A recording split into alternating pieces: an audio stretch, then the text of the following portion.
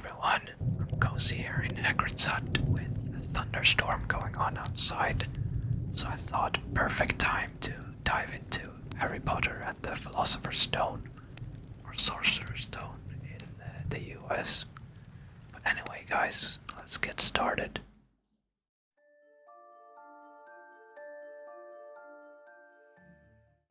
Mr. and Mrs. Dursley of number 4 Privet Drive were proud to say that they were perfectly normal, thank you very much. They were the last people you'd expect to be involved in anything strange or mysterious, because they just didn't hold with such nonsense.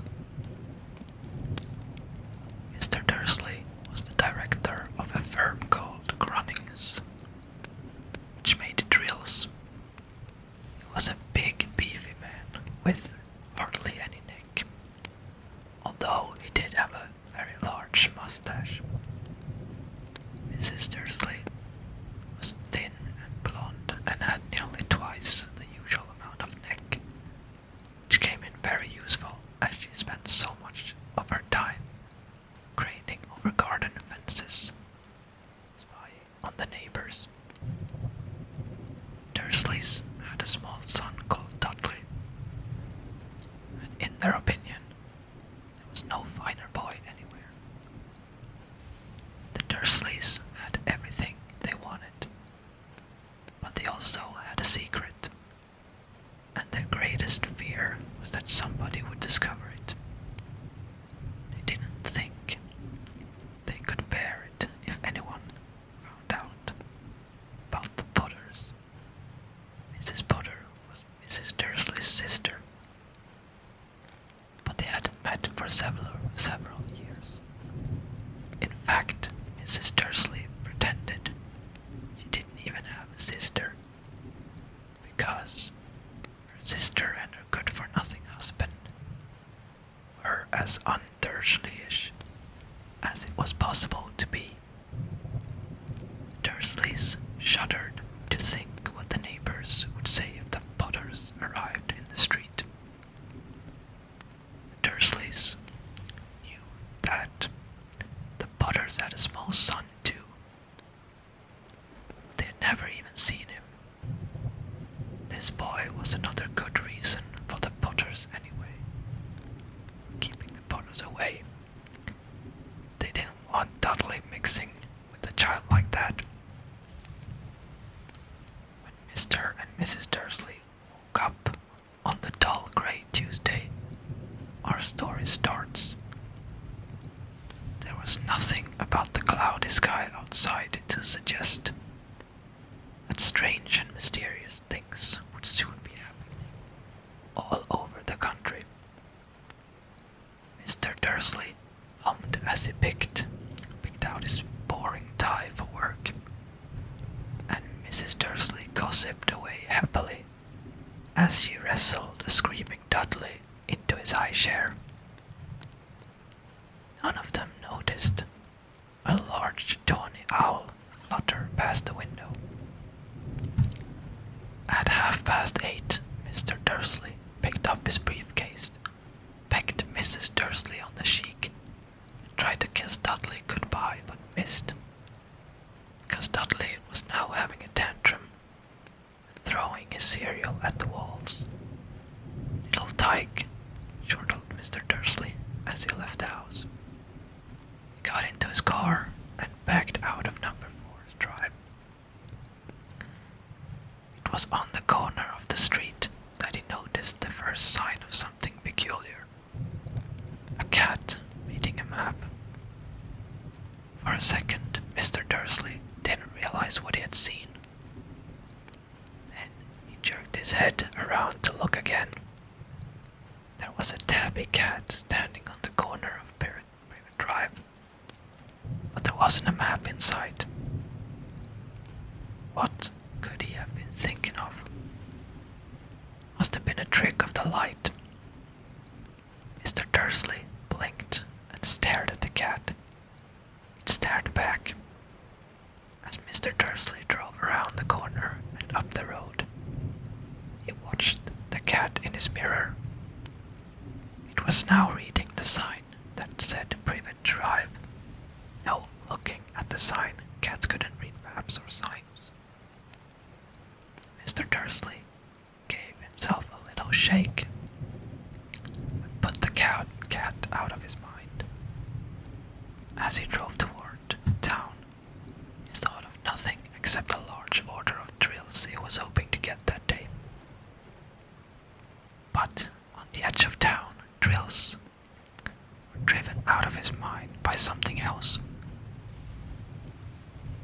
As he sat in the usual morning traffic jam, he couldn't help noticing that there seemed to be a lot of strangely dressed people about. People in cloaks.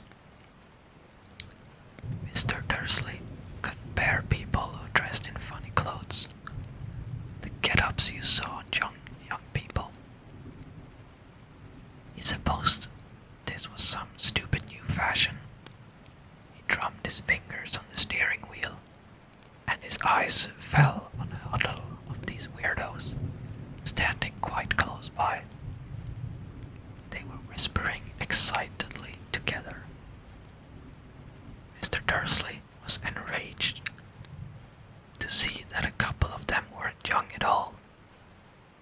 Why that man had to be older than he was, and wearing an emerald green cloak. The nerve of him.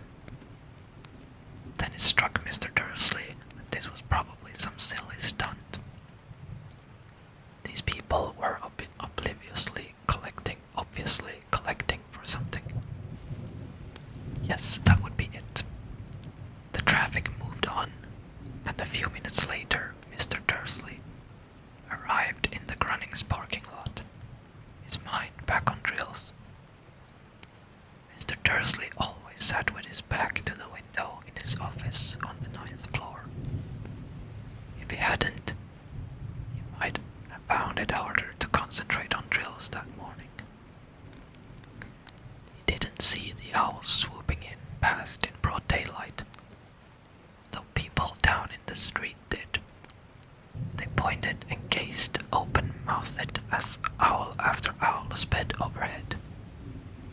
Most of them had never seen an owl even at night time. Mr. Dursley, however, had a perfectly normal owl-free morning.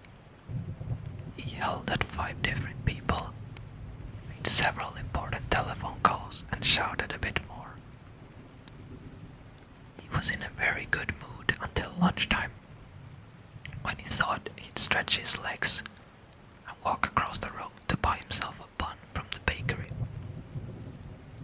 He'd forgotten all about the people in cloaks until he passed a group of them next to the baker's. He eyed them angrily as he passed. He didn't know why, but they made him uneasy. This bunch were whispering excitedly too, and he couldn't see a single collecting tin. It was on his way back past them, clutching a large donut in a bag, that he caught a few words of what they were saying. The Potters. That's right, that's what I heard, yes, their son, Harry. Mr. Dursley stopped dead. Fear flooded him. He looked back at the whisperers as if he wanted to say something to them, but thought better of it. He dashed back across the road, hurried up to his office, snapped at his secretary not to disturb him, seized his telephone, and had almost finished dialing his home number when he changed his mind. He put the receiver back on and stroked his mustache, thinking, no, he was being stupid. Potter wasn't such an unusual name. He was sure there were lots of people called Potter who had a son called Harry. Come to think of it, he wasn't even sure his nephew was called Harry. He'd never even seen the boy. Might have been Harvey or Harold. There was no point in worrying Mrs. Dursley. She always got so upset grunted at any mention of her sister. He didn't blame her if he had had a sister like that, but all the same, those people in cloaks. He found it a lot harder to concentrate on drills that afternoon, and when he left the building at 5 o'clock, he was still so worried that he walked straight into someone just outside the door. "Sorry," he grunted, as the tiny old man stumbled and almost fell. It was a few seconds before Mr. Dursley realized that the man was wearing a violet cloak. He didn't seem at all upset at being almost knocked to the ground.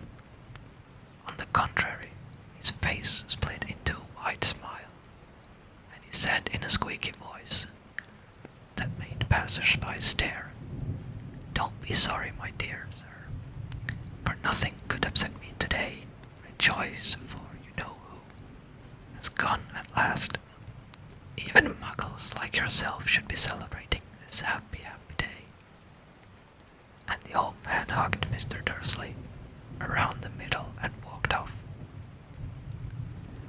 Mr. Dursley stood rooted to the spot. He had been hugged by a complete stranger. He also thought he had been called a muggle, whatever that was. He was rattled. He hurried to his car and set off for home, hoping he was imagining things which he had never hoped before, because he didn't approve of imagination.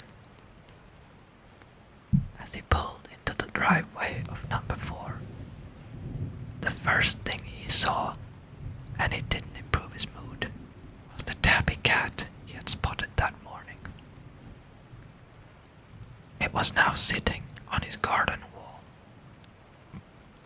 He was sure it was the same one. It had the same markings around its eyes. "Shoo," said Mr. Dursley loudly. The cat didn't move, just gave him a stern look. Was this normal cat behavior? Mr. Dursley wondered. Trying to pull himself together, he let himself into the house. He was still determined not to mention anything to his wife. Mrs. Dursley had a nice normal day. She told him over dinner all about Mrs. Next Door's problems with her daughter, and how Dudley had learned a new word, "won't." Mr. Dursley tried to act normally. When Dudley had been put to bed, he went into the living room in time to catch the last report on the evening news. And finally, bird watchers everywhere have reported that the nation's owls have been behaving very unusually today. Although owls normally hunt at night and are hardly ever seen in daylight, there have been hundreds of sightings of these birds, flying in every direction since sunrise. Experts are unable to explain why the owls have suddenly changed their sleeping patterns. The newscaster allowed himself a grin, most mysterious, and now over to Jim McGuffin with the weather. "Going to be any more showers of owls tonight, Jim?" "Well, Ted," said the weatherman, "I don't know about that, but it's not only the owls that have been acting oddly today.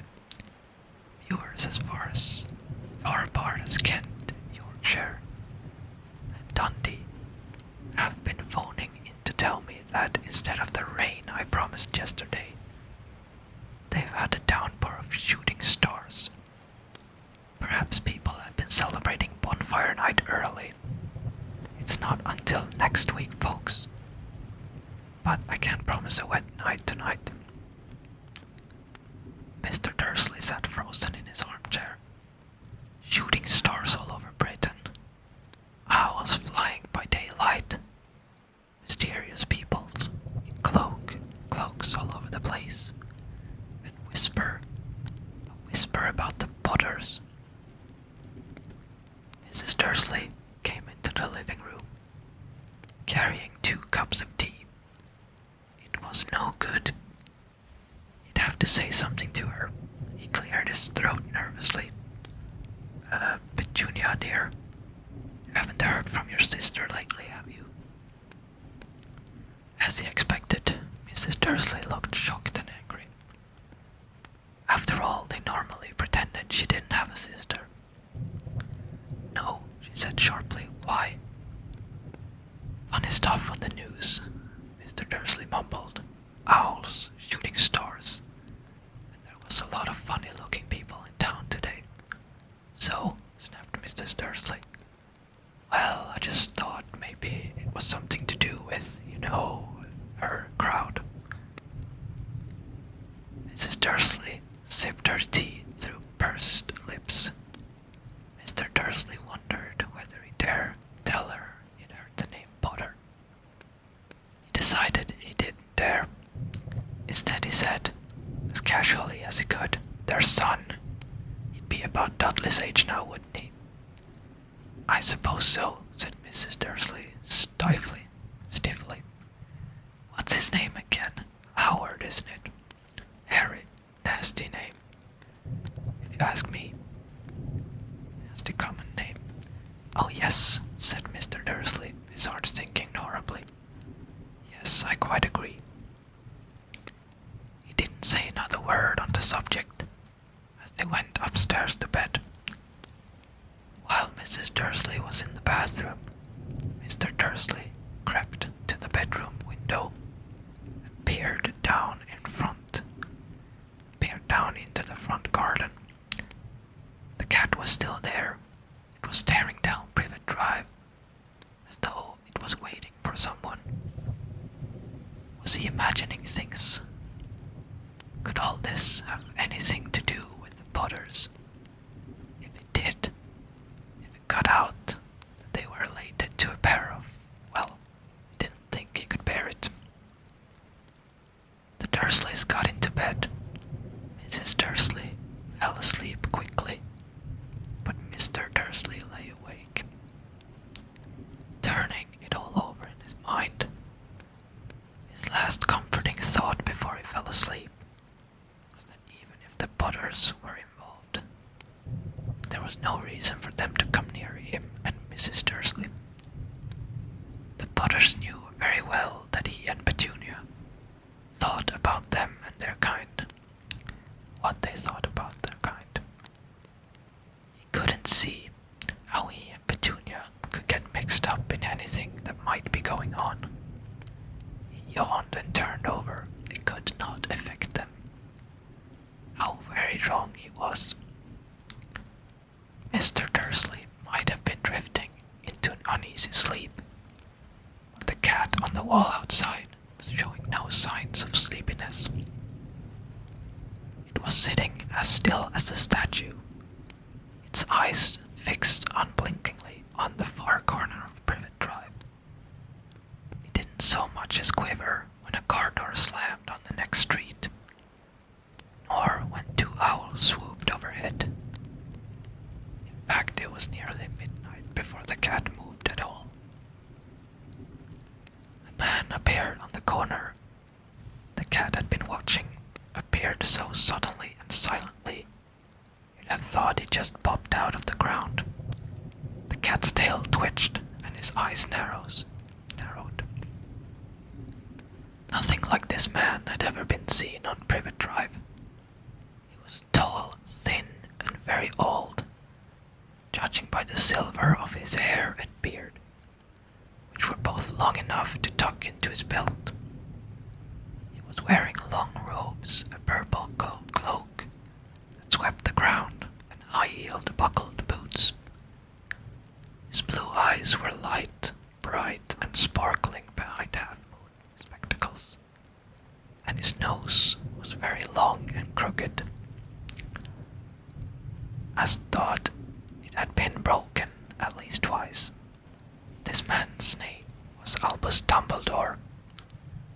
Albus Dumbledore didn't seem to realize that he'd just arrived in a street where everything from his name to his boots was unwelcome. He was busy rummaging in his cloak looking for something. but he did seem to realize he was being watched, because they looked up suddenly at the cat, which was still staring at him from the other end of the street. For some reason, the sight of the cat seemed to amuse him. He chuckled and muttered, "I should have known." He found what he was looking for in his inside pocket. It seemed to be a silver cigarette lighter. He flicked it open, held it up in the air, and clicked it. The nearest street lamp went out with a little pop. He clicked it again. The next lamp flickered into darkness. 12 times he clicked the put-outer, until the only lights left on the whole street were 2 tiny pinpricks in the distance, which were the eyes of the cat watching him.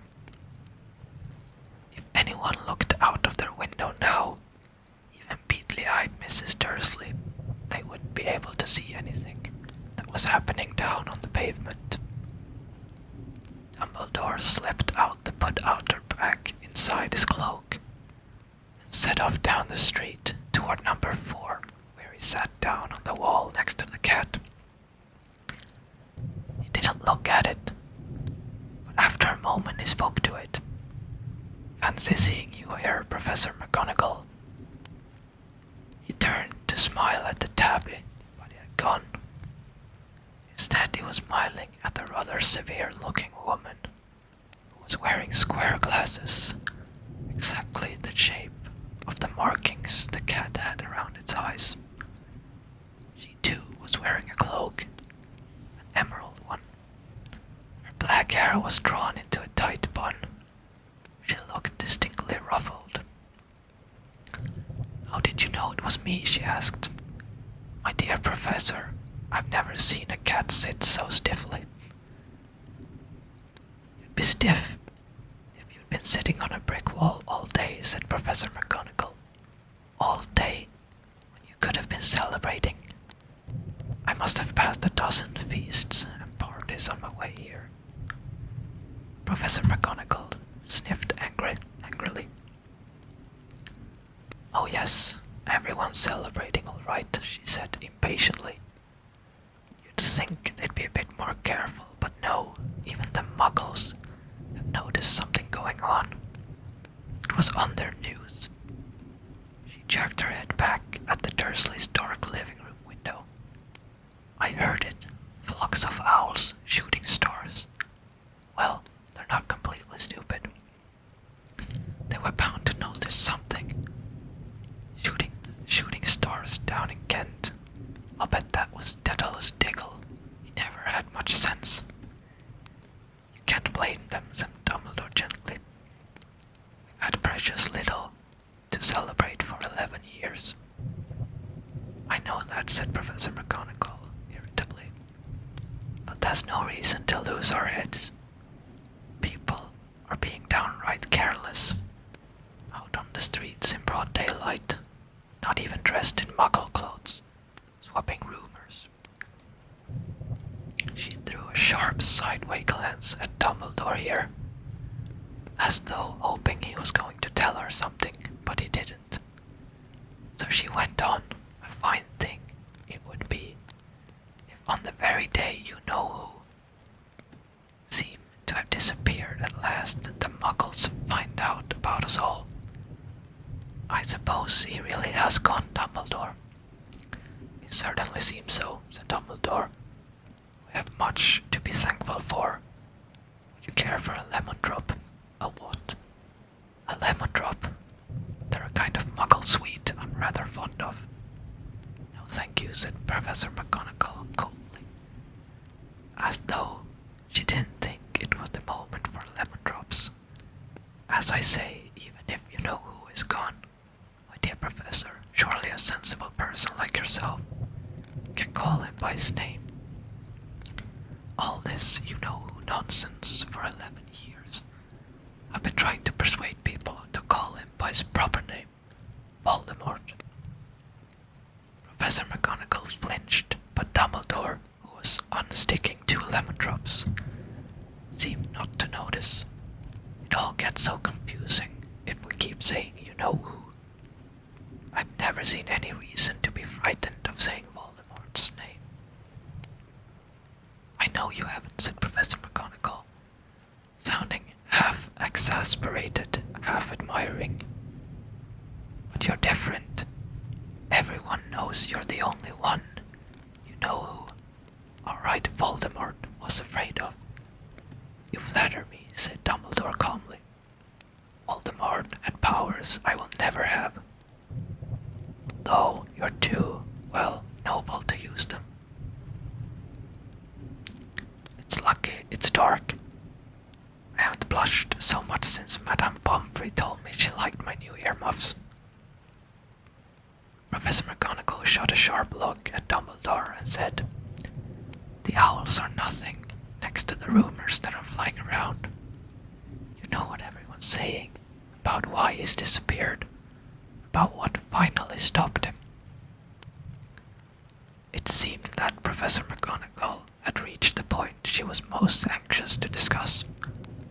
The real reason she had been waiting on a cold, hard wall all day. But neither as a cat nor as a woman had she fixed Dumbledore with such a piercing stare as she did now. It was plain that whatever everyone was saying, she was not going to believe it until Dumbledore told her it was true. Dumbledore, however, was choosing another lemon drop and did not answer. What they're saying, she pressed on, is that last night Voldemort turned up in Godric's Hollow. He went to find the Potters. The rumor is that Lily and James Potter are that they're dead. Dumbledore bowed his head. Professor McGonagall gasped. Lily and James. I can't believe it. I didn't want to believe it. Oh, Albus. Dumbledore reached out and patted her on the shoulder. I know, he said heavily.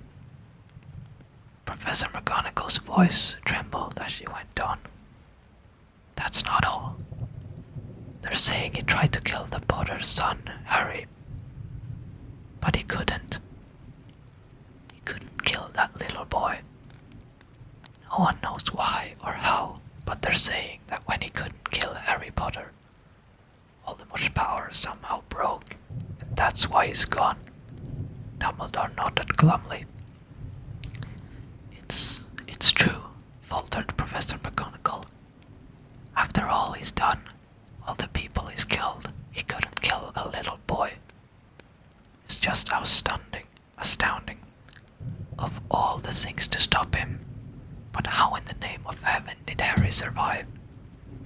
We can only guess, said Dumbledore. We may never know. Professor McGonagall pulled out a lace handkerchief and dabbed at her eyes beneath her spectacles. Dumbledore gave a great sniff as he took a golden watch from his pocket and examined it. It was a very odd watch. It had 12 hands but no numbers. Instead, little planets were moving around the edge. It must have made sense to Dumbledore, though, because he put it back in his pocket and said, Hagrid's late. I suppose it was he who told you I'd be here, by the way. Yes, said Professor McGonagall, and I don't suppose you're going to tell me why you're here of all places. I've come to bring Harry to his aunt and uncle. They're the only family he has left now. You can't mean the people who live here, cried Professor McGonagall, jumping to her feet and pointing at number 4. Dumbledore, you can't. I've been watching them all day. You couldn't find 2 people who are less like us. And they've got this son. I saw him kicking his mother all the way up the street, screaming for sweets. Harry Potter, come to live here. It's the best place for him, said Dumbledore firmly. His aunt and uncle will be able to explain everything to him when he's older. I've written them a letter. A letter, repeated Professor McGonagall faintly. sitting back down on the wall. Really, Dumbledore? You think you can explain all this in a letter? These people will never understand him. He'll be famous, a legend. I wouldn't be surprised if today was known as Harry Potter Day in the future. There will be books written about Harry. Every child in our world will know his name. Exactly, said Dumbledore, looking very seriously over the top of his half-moon glasses.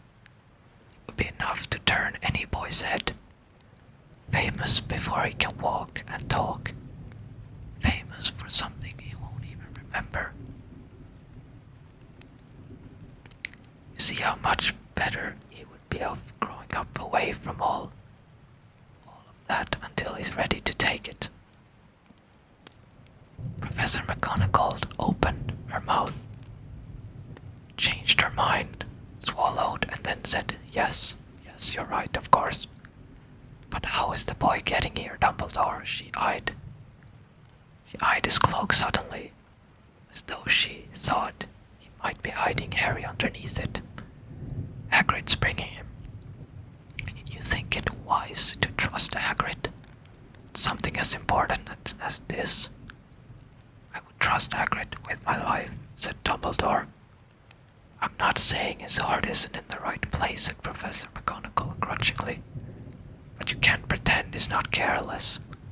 He does tend to... What was that? A low rumbling sound has broken the silence around them. It grew steadily louder as they looked up and down the street for some sign of headlight.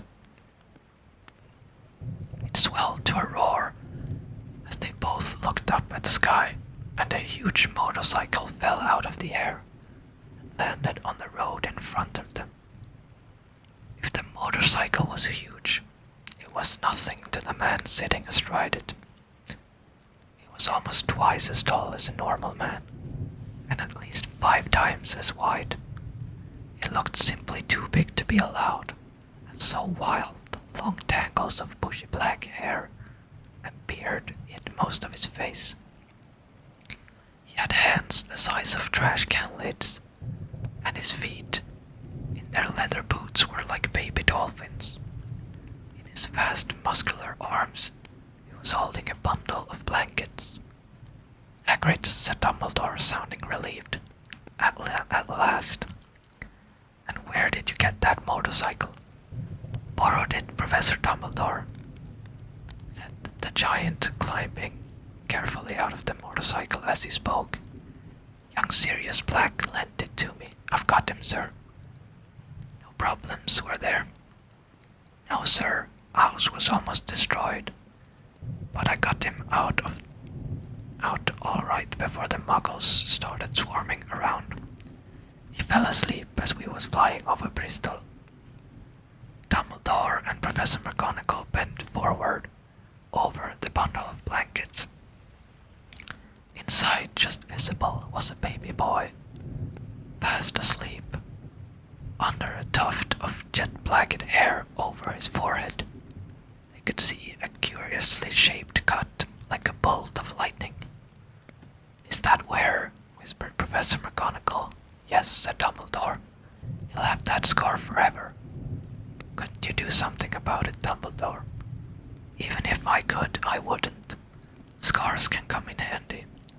I have one myself above my left knee that is a perfect map of the London Underground. Well, give him here, Hagrid. We'd better get this over with.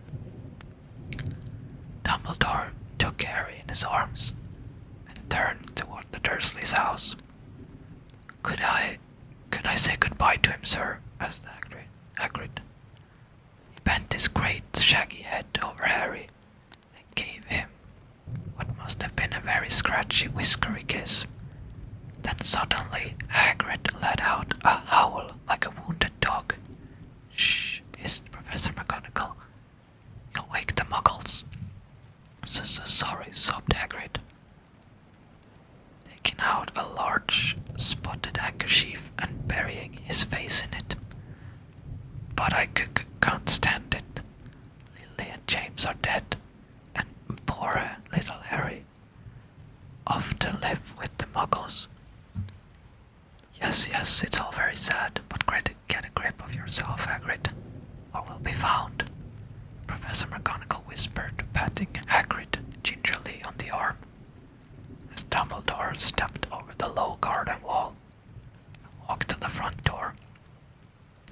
He laid Harry gently on the doorstep, took a letter out of his cloak, tucked it inside Harry's blankets, and then came back to the other two. For a full minute, the three of them stood and looked at the little bundle.